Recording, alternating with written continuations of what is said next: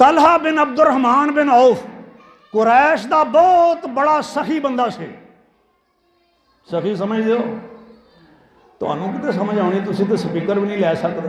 ਇੱਕ ਦੇਗ ਪਕਾਉਣੀ ਪੈਂਦੀ ਹੈ, ਉਹ ਵੀ ਕਾਫੀ ਮੁਸ਼ਕਿਲ ਲੱਗਦੀ ਹੈ ਤੁਹਾਨੂੰ। ਹਾਲਾਂਕਿ ਉਹ ਵੀ ਨਹੀਂ ਜਿਨ੍ਹਾਂ ਦੇ 50-50 ਮਣ ਚਾਵਲ ਹੋਏ ਨੇ, ਮੁੰਜੀ ਹੋਈ ਹੈ। ਇਹ ਹੈ ਨੇ 50-60 ਮਣ ਅਗਰ ਰੱਬ ਪਾਕ ਨੇ ਦੇ ਦਿੱਤੀ ਹੈ, ਉਗਾਉਂਦਾ ਵੀ ਤਾਂ ਉਹ ਹੀ ਹੈ ਨਾ। ਆਨ ਤੁਮ ਤਜ਼ਰਾਊਨ ਅਮ ਨਹਨੁ ਜ਼ਾਰਿਊਨ, ਓਏ ਅਸੀਂ ਉਗਾਉਂਦੇ ਹਾਂ ਕਿ ਤੁਸੀਂ?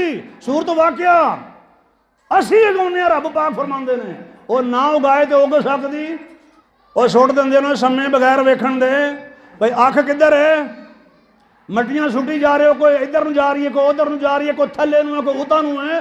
ਓਏ ਉਤਾਂ ਵਾਲੀ ਤੇ ਉਤਾਂ ਨੂੰ ਆਉਂਦੀ ਹੈ, ਸੱਜੇ ਪਾਸੇ ਵਾਲੀ ਵੀ ਉਤਾਂ ਨੂੰ ਆਉਂਦੀ ਹੈ, ਤੇ ਖੱਬੇ ਪਾਸੇ ਵਾਲੀ ਵੀ ਉਤਾਂ ਨੂੰ ਆਉਂਦੀ ਹੈ, ਤੇ ਜਿਹੜੀ ਥੱਲੇ ਵਾਲੀ ਹੈ ਉਹ ਵੀ ਭੌਂ ਕੇ ਉਤਾਂ ਨੂੰ ਆਉਂਦੀ ਹੈ। ਕੌਣ ਕੱਢਦਾ ਹੈ? ਅੰਤੁਮ ਤਜ਼ਰਾਊਨਹੁ ਅਮ ਨਹਨੁ ਜ਼ਾਰਿਊਨ। ਰੱਬ ਪਾਕ ਪੁੱਛਦੇ ਨੇ ਅਸੀਂ ਉਗਾਉਂਦੇ ਹਾਂ ਕਿ ਤੁਸੀਂ? ਜਦੋਂ ਬੰਦਾ ਅੰਦਰੋਂ ਸਾਫ਼ ਹੋਏ तो दूजे बंदे भी साफ नजर आते हैं। हज़रत Talha bin Abdurrahman bin Auf Quraysh का बहुत बड़ा सखी सी। एक दिन उन्हों की बीवी कहन लगी, तुहाडे जिहड़े भरा ने बहुत काबिले मुजम्मत ने, बड़े भैड़े ने। होंदे ना कई चुकण वाले नाल होंदे ने, ते जदों गौरमेंट चुकदी होए, गौरमेंट समझदे हो क्यों जी भाई जानफर? ਜਦੋਂ ਗੌਰਮੈਂਟ ਘਰੋਂ ਚੁੱਕ ਰਹੀ ਹੋਏ ਵੀ ਤੇਰੇ ਭਰਾ ਬੜੇ ਭੈੜੇ ਨੇ, ਉਹਨਾਂ ਆਖਿਆ ਵੀ ਕੀ ਗੱਲ ਹੈ, ਕਿਉਂ ਭੈੜੇ ਨੇ?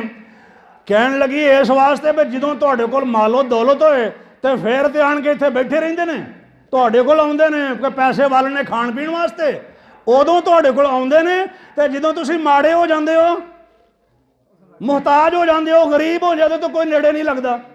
ਏਡੇ ਭੈੜੇ ਤੁਹਾਡੇ ਭਰਾ ਨੇ।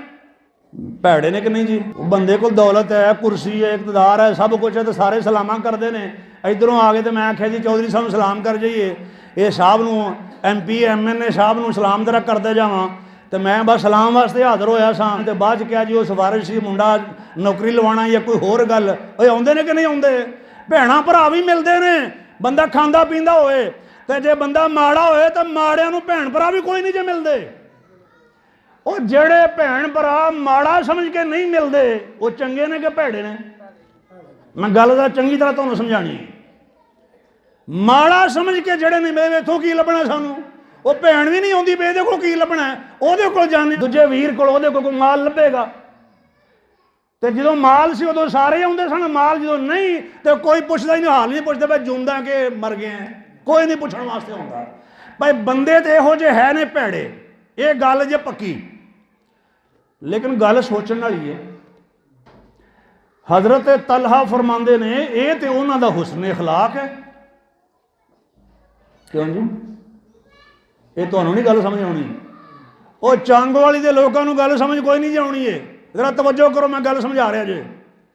मेरा भी दिल यही मनता है, तो तुहाडा भी दिल यही मनता है, तो तुसी जुबान तो भी ये गल मन्नी है, और मैं भी मनना जो तुसी कहंदे हो कि इहो जे बंदे चंगे तो नहीं हुंदे, जड़े औखे भारे वेले नेड़े नहीं लगते। ये गल पक्की जे। लेकिन गल सोचण दी है। दूजे का किसी का मामला होए तो बंदा चलो गल करदा, यार इस तरह नहीं करना चाहिए, माड़ी गल है।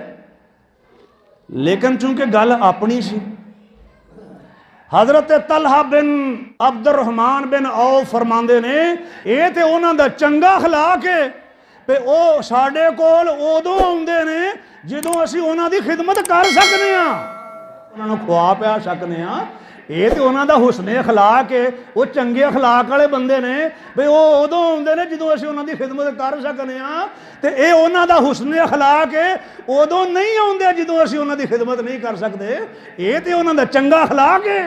बंदा सियाणा होए, तरीके नाल गल करे तो गल कर लैंदा है, एवें घबराईदा नहीं, गल सोची दी है। दनावां कोलों बैठी दा, अकलमंदा कोलों बैठी दा, दिल साफ रखीदा तो फिर गल समझ आती है। तो जे दिल साफ ना होए तो माड़ी जी तीली लाने की जरूरत होती है। बस तीली लानी, छेड़ना ही है माड़ा जिहा, बस अगों फिर काम आपे चलता रहेगा। तो वो होंदा अच्छा यार ये बड़े भैड़े ने, मैं तो हुण सारी जिंदगी इन्हां नाल बोलचाल ही बंद कर देनी है। इन्हां नूं हुण मैं वेखांगा ना, हुण औलत आई ना, तो हुण फिर मेरे को आए ना, तो फिर इन्हां नूं मैं पुछांगा भी हुण की लैण आए हो।